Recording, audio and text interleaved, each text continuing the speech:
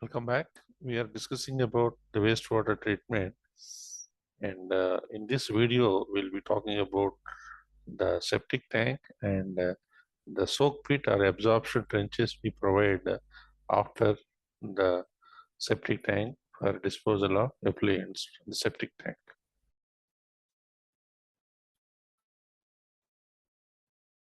Now we'll see what is a soak pit.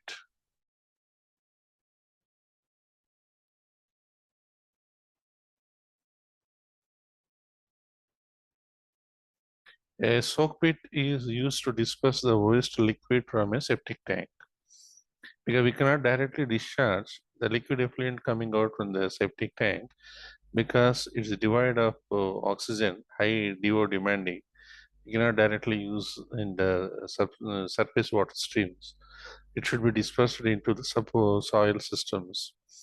So that's why we construct a soak pit or another option we have to look at. The soak pit, what will happen? The liquid will disperse in horizontal or vertical directions from the pit. It is usually circular, square, or rectangular in shape. Now you'll see this is a circular square soak pit. This is a rectangular square type of soak pit here, and then this is another circular. And then you can see different types of construction here. This is no joints here in between the supporting walls. Here also there are no supporting, and here the material, the coarse aggregate is dumped in the open place.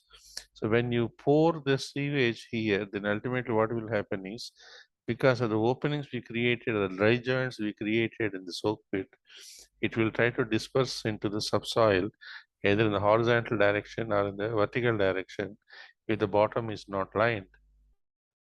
This is preferred when water table is low, land area for disposal is less, and they are adopted when percolation rate is less than 25 minutes per centimeter and a groundwater depth of greater than 1.8 meters from ground level. So deeper groundwater, then we can adopt it because the liquid will be percolating towards the subsoil. Generally two types, unlined soak pit and lined soak pit. So what exactly are these two? Let us try to look at these pictures. This is a soak pit, and then some material is dumped inside larger material. Larger material means more voids are there, so that septic the effluent coming from septic tank can easily pass through it without any clogging. So in this method, broken bricks coarse aggregate is filled in the pit, which is of minimum 0.9 meters in diameter. So internal diameter is around maximum 0.9 meters or minimum 0.9 meters.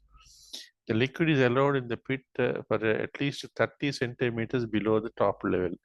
Now you see here, this is the top level of the pit, and now this is the pipe coming in from the septic tank. It is around 30 centimeters below the top level.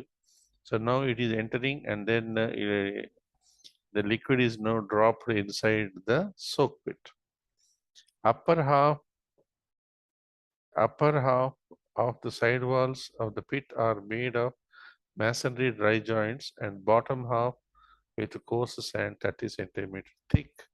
So now you see here, these are dry joints, and then here this is sand, here coarse sand. Bottom of the pit usually unlined, so this is unlined here. This arrangement in the pit allows the liquid in the pit to disperse in the surrounding soil very easily. The top level of the pit should be raised above the ground level to avoid flooding due to surface runoff. So this is the ground level, this is the top. So we'll keep something so that flood water cannot directly add into the soak pit. Here also you can see here, this is the ground level. The top is slightly above the ground level. The other option is lined soak pit. What will happen? In this method, the side walls of the pit are lined with the masonry in the pit of minimum 0.9 meters in diameter. Here also we will keep 0.9 meters minimum diameter.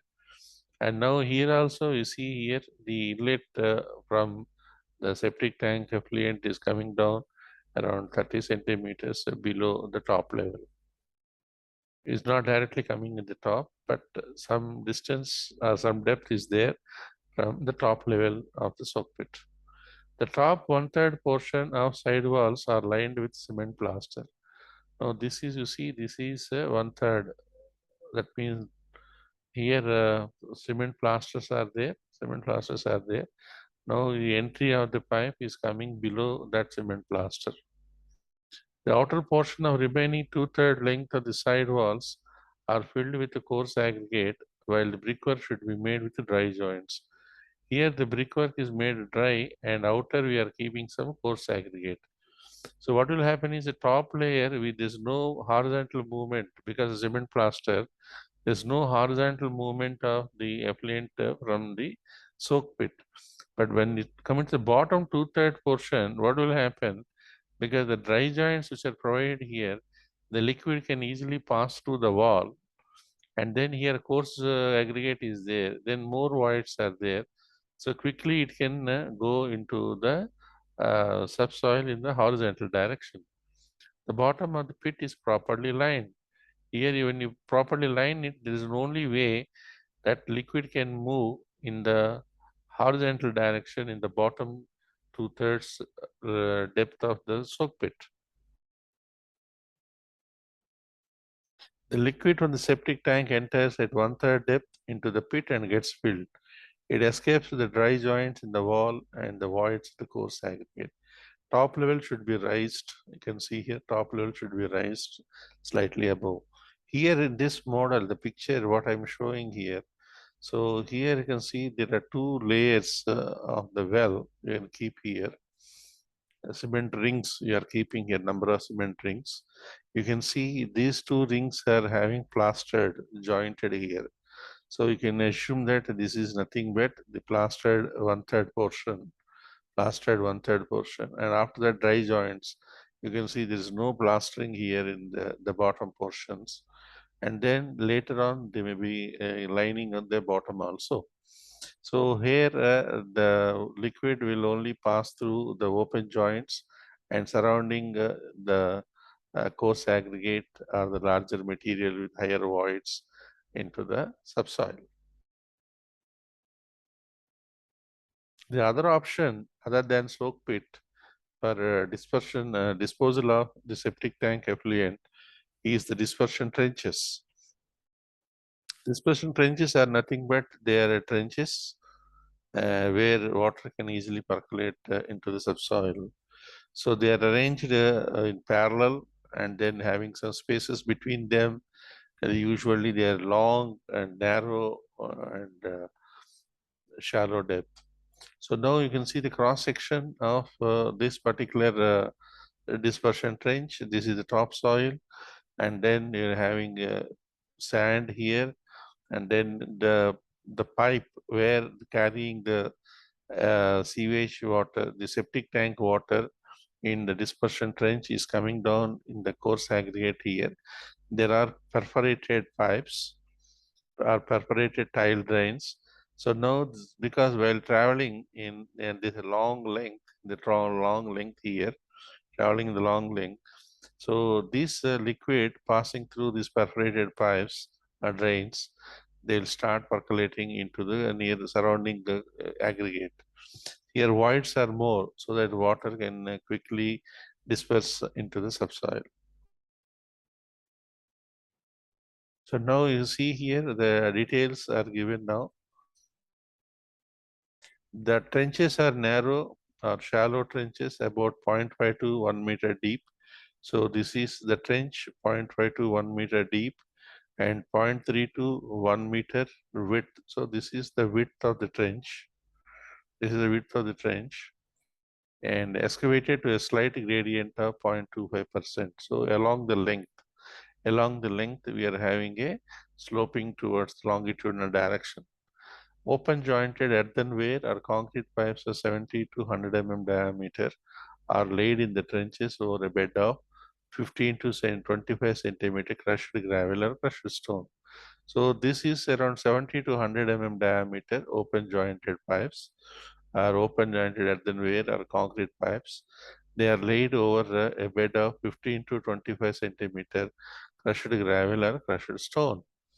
The minimum length of each trench, this is the length of the trench, is around 30 meters and are usually spaced at 2 meters. So this is the plan. Okay, the pipe is below the level, ground level, and this is the section of this. One distribution box is generally provided for every 3-4 trenches, because sewage coming from the septic tank, it should be distributed evenly among a number of trenches which are made parallel. Occasionally, we go for the distribution boxes. You can see this is a distribution box. Now you can see here, this is a distribution box. This is a house. Now wastewater coming here, passing through a septic tank, and now it is now coming to a central distribution box here, and then now they are now divided into these gray color things are the lines, are nothing but the dispersion trenches. In between, this is the space. We can go around 2 meter spacing of the trenches. Now, how to go for sizing? We have a calculation and estimation formulas for that, and is given in IS 2470 Part 2, 1985. The maximum rate of effluent application in liter per meter square per day, Q is calculated as 204 divided by root of T, or T to the power of half, where T is the standard percolation rate in minutes. How to calculate the standard percolation minutes in the absence of data? Some data is also given in the IS code, but still, at the local point of view, how to go with that? The standard percolation rate is nothing but the time in minutes required for the water to fall 1 centimeter in a test hole of width 10 to 30 centimeters. So usually we make a pit, and then we'll put some gravel up to 5 centimeter depth, and then 30 centimeter depth of water is filled in the pit for 24 hours, so that full swelling of water and saturation conditions are maintained. Then we start putting this water in the soil, so that uh, the water levels are measured at 30-minute intervals for a test duration of 4 hours. For every 30 minutes, we are going to test it. And the percolation rate determined for the drop that occurs in the final 30 minutes of the test. The why we are doing so much time means it gives the saturated condition at the field level.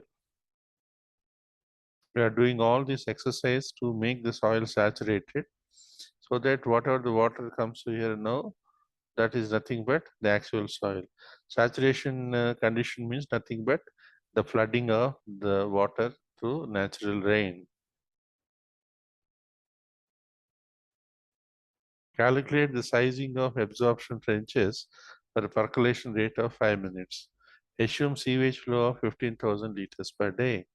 So now we'll use the formula 204 by root T, and then we'll calculate this discharge as 91.23 liters per day per meter square. Sewage flow is 15,000 liters per day. This is per unit area. So now we divide these, we'll get the required amount of area.